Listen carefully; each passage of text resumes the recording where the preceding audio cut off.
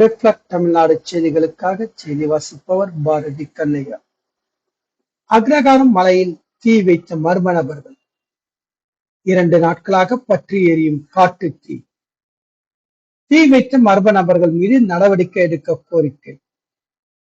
திருப்பத்தூர் மாவட்டம் நாட்றாம்பள்ளி அடுத்து அக்ரகாரம் மலையில் அரிய வகை மரங்கள், மூலிகை செடி கொடிகள், மான், மயில், முயல், குரங்கு, மலைப்பாம்பு உள்ளிட்ட உயிரினங்கள் வசித்து வருகின்றன.